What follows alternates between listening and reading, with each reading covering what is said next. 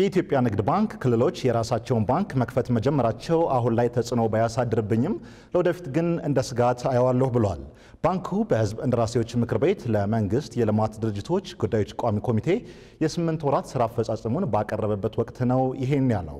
በዚሁ ጊዜም ከባንኩ አሰራር እቅዶች ጋር የተያያዙ የተለያዩ ጥያቄና አስተያየቶች ከቋሚ ኮሚቴ አባላት ተነስተውለት ምላሽ ተሰጥቶበት ነበር። ሃና አብደታም በተከታዩ ዘገባ መለስ ብላ ትነግረናለች። እንከታተላት። ባሳለፍነው የሳምንቱ ቀናት የሥራ ክንውን ሪፖርታቸውን ለሕዝብ እንደራሴዎች ምክር ቤት የተለያዩ ቋሚ ኮሚቴዎች ካቀረቡ ተቋማት መካከል የኢትዮጵያ ንግድ ባንክ አንዱ ነበር። ባለፉት 8 ወራት 109.3 ቢሊዮን ብር ገቢ ማግኘቱን የገለጸው ባንኩ 76.6 ቢሊዮን ብር ደግሞ ወጪ ማውጣቱን እንዲሁም 32.6 ቢሊዮን ብር ትርፍ ማግኘቱንም ተናግሯል። በአጠቃላይ 29.5 ቢሊዮን ብር ግብር ባለፉት 8 ወራት መክፈሉንም ለመንግስት የልማት ድርጅቶች ጉዳዮች ቋሚ ኮሚቴ ገልጿል። የቋሚ ኮሚቴ አባላቱም ሪፖርቱን ካደመጡ በኋላ የተለያዩ ጥያቄዎችንና አስተያየቶችን አቀርበዋል። ከነዚህ ውስጥ ንግድ ባንክ ከማህበረሰቡ ገንዘብ ይሰበስባል እንጂ ብድር አይሰጥም የሚል ጥያቄ ከመስክ ምልከታ የተገኙ ጉዳዮችን እንደ ምሳሌ በመጥቀስም ቀርቧል። የኢትዮጵያ ንግድ ባንክ ፕሬዝዳንት አቤ ሳኖም እስካሁን በነበረው አሰራር 92 በመቶ ያህሉን የብድር ድርሻ በዋናነት ሲሰጥ የነበረው ለመንግስት ተቋማት እንደነበርና ለማህበረሰቡ ወይም ለግል ተቋማት የሚቀርበው ብድር ከ8 በመቶ ያልዘለለ እንደነበረ ጠቅሰው በቀጣይ ይህን ለማስተካከል እየተሰራ ነው ብለዋል። ብድርን በተሻለ አቅም ወደ ህዝቡ ለማድረስ የዲስትሪክቶቻችን ስልጣን እንግዲህ ከ2 ዓመት በፊት 10 ሚሊዮን ነበር ስልጣናቸው። ከዛ አንስተን 30 ቀጥለን 50 አሁን 70 ሚሊዮን አድርሰናል። የተወሰኑ የብድር አይነቶችን ከፍ ያሉ ቅርንጫፎችም ጭምር መስጠት የሚችሉበት ስርዓት ለማምጣት እየሰራን ነው።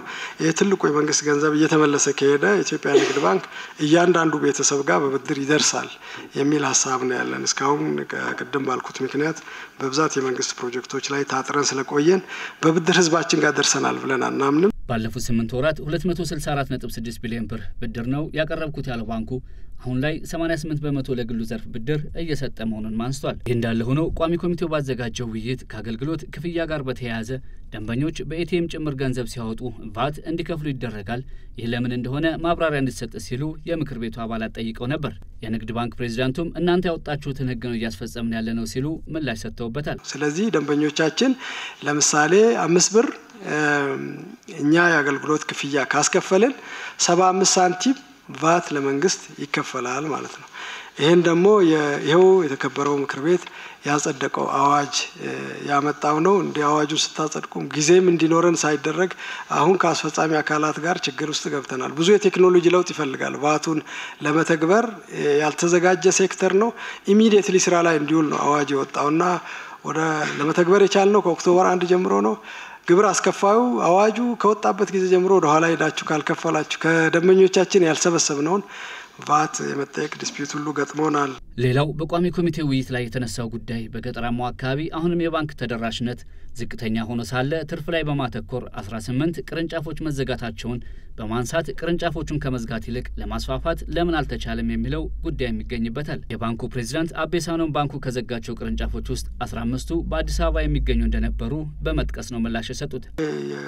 ወደ ዲጂታል የመሄዳችን ዓላማ ዋናው ዓላማ ይሄ በቀላሉ መድረስ የሚችለውን በዲጂታል እንድንደርስ ከዚህኛው የምናደርገውን ቁጠባ ደግሞ የባንክ አገልግሎት ያላገኙ ህብረተሰቦቻችን ጋር ለመድረስ የሚያስችል ኤክስፔንስ በጀት እንድናገኝ ነው። አሁን ቅድም አዲስ አበባ ላይ ናቸው በዋናነት የተዘጉት። ከዛ ከቅድም ከ18ቱ አይ ቲንክ 15ቱ እዚህ አዲስ አበባ ናቸው። 3 ከአዲስ አበባ ውጪ ናቸው የተዘጉት። ስለዚህ ከዚህ ከቀነስን እዚህ የቆጠብነውን ነገር አሁን ያልደረስንባቸው ወረዳዎች ለመድረስ እንድንችል ነው። የባንካችን የተደራሽነት ስትራቴጂ ዋናው ዲጂታል ነው። ከዛ ኤጀንቶች አሉ፣ መርቻንቶች አሉ፣ በቴክኖሎጂ ኤቲኤም አለ። በእነኚህ ደንበኞቻችን እንደርሳለን። አሁን ባሉን ቅርንጫፎች እንደርሳለን።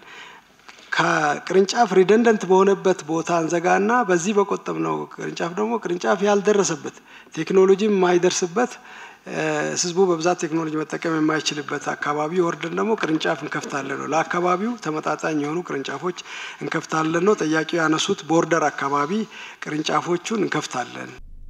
ይህ እንዳለ ሆኖ ባንኩ በቅርቡ የደንበኞች ሂሳብን ለመቆጣጠር በበታች ሰራተኞች ላይ የደንበኞችን ሂሳብን ያለማየት ገደብ መጣሉን በማስታወስ ጥያቄ ያቀረበው የመንግስት የልማት ድርጅቶች ጉዳዮች ቋሚ ኮሚቴው ይህ ቀሪ ሂሳብን ለማወቅ የሚፈልጉና ስማርት ስልክ የማይጠቀሙ ደንበኞች በስራ አስኪያጅ ፊት መሰለፍን በማስከተሉ ማብራሪያ እንዲሰጥበት ጠይቆ ፕሬዝዳንቱም ምላሽ ሰጥተውበት የነበረ ጉዳይ ነው። በእኛ ባለን መረጃ የቅርንጫፍ ስራ አስኪያጆች ቢሮ ሆነው በወጉ ካስተናገዱ እዚህ ላይ ችግር አይኖርም። በእርግጥ የዲጂታል አገልግሎቱን ለማያውቁ ደንበኞቻችን ብለን ነው ይሄን ያደረግነው እንጂ ከነነፍሱ እንዘጋ ነበር። ለስራ አስኪያጅም አክሰስ ዲናይ ለማድረግ ነበር ያሰብነው። ለዚህ ስራ አስኪያጆች እስካሁን ባለን መረጃ በቂ ናቸው። ይሄ በቂ ካልሆነ እንደ በቅርቡ ነው ስራ ላይ ያዋለውና ጠቀሜታው ታይቶ ነው ስራ ላይ ያዋለው። ዳውንሳይዱ በዛ ከተባለ ምናልባት ሊያዩ የሚችሉ ሰዎችን ቁጥር በተወሰነ ደረጃ ሌሎች ስራ አስኪያጆችም ስላሉ በብራንች ላይ ምክትል ስራ አስኪያጆች ስላሉ አይተን እናሻሽላለን። በሌላ በኩል ብሔራዊ ባንክ በሚያወጣው የውጭ ምንዛሬ ጨረታ ባንኮች ምንዛሬን በመውሰድ ገዝተው በዝቅተኛ ሂሳብ ሲሸጡ ይስተዋላል። ይህ ከአዋጭነት አንጻር እንዴት ይታያል? ለኪሳራ ያደረጋቸውም ወይ የሚል ጥያቄም ለፕሬዝዳንቱ ቀርቦ ነበር። እኛ አስልተን የምንገዛው የኮሚሽኖቻችን ቻርጁንም የምናገኘውን በሙሉ አስገብተን ነው ጨረታ ውስጥ የገባ ነው። ከስረን አይደለም። በኢትዮጵያ ንግድ ባንክ በራሳችን በኩል ያን የምናደርገው አንዳንድ የመንግስት ስትራቴጂክ ክፍያዎች መክፈል ያለብን ትርፍም ባናገኝ ክፍያውን መክፈል ስላለብን ዶላሩን ከነ ሰርቪስ ቻርጆቻችን በሙሉ ከተን ምንም እንኳ የውጭ ምንዛሬ ሬቱ ዝቅ ያለ ቢሆንም ገዝተናል። በውጭ በሽያጭ እንደዛ አይነት የገዛነውን ደግሞ ኔጎሼት አድርገን መሸጥ እንችላለን። እኛም ይህን መግዛት ይችላል ወይ ብለን የሚቸኩሉ በጥድፊያ ገንዘብ ለሚፈልጉት ትንሽ ሬቱን ከፍ አድርገንም መሸጥ እንችላለን። የኛ አገልግሎት ቻርጅም ተደምሮበት ዋናችንን አስመልሰን ነው የምንሸጠው። ከገዛንበት ዋጋ በታች ደግሞ አንሸጥም። ዋጋውን አስመልሰን ነው። የዋጋ ማስመለሻ ስልቱ ግን እቺ መሸጫዋ ብቻ ሳትሆን የአገልግሎት ዋጋም ብለን ተጨማሪ የምናስከፍለው ስላለ እሱ ላይ አንድ ላይ ታሳቢ አድርገን ነው የምንሸጠው። የውጭ ባንኮች ወደ ሀገር ውስጥ ሲገቡ የኢትዮጵያ ንግድ ባንክ ተወዳዳሪ ለመሆን ምን ያህል ዝግጁ ነው የሚለውም እንዲሁ በዚሁ መድረክ ተነስቶ አቤሳኖም ከውጭ ይገባሉ በሚባሉ ባንኮች ስጋት እንደሌለባቸውና ይልቁንም ከሀገር ውስጥ ባንኮች ጋር ተወዳዳሪ ለመሆን እየተሰራ መሆኑን ገልጾ ምላሽ ሰጥተዋል። የውጭዎቹ ቢመጡ በዋናነት አዲስ አበባና ምናልባት የተወሰኑ አገልግሎት ላይ ነውና በቅርቡ የውጭ ሀገር ባንክ መጥቶ ተወዳድሮ ከኢትዮጵያ ንግድ ባንክን የሆነ ነገር ያደርጋል ብለን አናስብም። ግን ለሀገር ውስጥ ራሱ ጠንካራ ዝግጅት ካደረግን እነሱንም መቋቋም እንችላለን ብለን ነው የምናስበው። ውጤቱ ያው እንዳያችሁ ጥሩ መንገድ ላይ ነው ያለው። ለውጭዎቹ ዝግጅት በብዛት በቴክኖሎጂ ላይ ነው በርተን የምንሰራው። ትልልቅ ደንበኞች ላይ ልዩ ነገር ማድረግ አለብን ብለን እንዳቅጣጫ ያስቀመጥነው እነሱም ያተኩሩባቸው ኤሪያዎች ላይ ነውና ለውጭዎችም ዝግጅት እያደረግን ነው። ባንካችን እዚህ ብቻ ሳይሆን ሌላም ሀገር ሄዶ መስራት አለበት የሚል ስትራቴጂም አለን። የጎረቤት ሀገሮቻችንን ማጠናከር እዚህ የከፈትናቸው ጅቡቲም ሱዳንም አለ። አሁን ከሚሰሩ ስራ የተሻለ እንዲሰሩ እየሰራን ያለ ነው። ከዚህ አልፈን እንግዲህ ከበረታን ወደ መካከለኛው ምስራቅና ሩቅ ምስራቅ በቅርቡ በቀጣይ ስትራቴጂክ ፔሪዳችን እንሄዳለን። በኮምፒውተር ስርዓት እክል ምክንያት ተወስዶ ስለነበረው 801.4 ሚሊዮን ብር ጉዳይም በተጠየቀበት በዚህ መድረክ ላይ ገንዘቡ ሙሉ ለሙሉ መመለሱንና ተጠያቂነትን ለማስፈንም 73 ሰራተኞች ከስራ መሰናበታቸውን እንዲሁም 10 ሰራተኞች የደሞዝ ቅጣት መቀጣታቸውን ተናግረዋል። በቀጣይ ጊዜያትም እንደ ስጋት መለከታቸዋል ያላቸውን ጉዳዮች ያብራራው ባንኩ ከስጋቶቹ መካከል ክልሎች የራሳቸውን ባንክ በመክፈት ሂሳባቸውን ማዞራቸው አንዱ መሆኑን ጠቅሷል። የተወሰኑ ክልሎች 3 ክልሎች ናቸው ባንክ የራሳቸው ያቋቋሙ ክልሎች ቴንደንሲያቸው ኢትዮጵያ ንግድ ባንክ ድሮ ዋና ባንካቸው ነበር።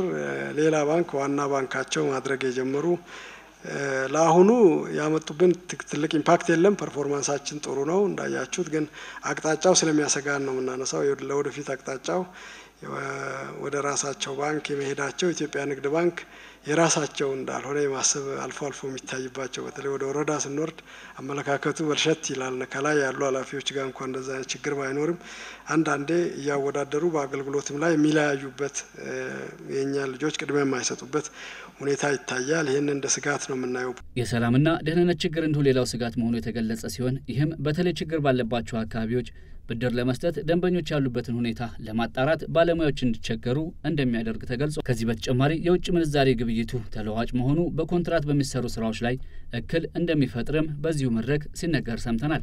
ባንኩ በቀጣይ ጊዜያት በተለይ ትልቅ ገንዘብ ያላቸው ደንበኞች ከባንኩ ገንዘባቸውን ቢያወጡ ተጽዕኖ እንደሚኖረው ከግምት በማስገባት ደንበኞችን የሚመጥን ስራ ለመስራት እንዳሰበም የጠቆመ ሲሆን የባንኩን አገልግሎት በቴክኖሎጂ በመደገፍ ዲጂታል ስርዓቱ ላይ የተጠናከረ ስራ እንደሚሰራ ገልጿል።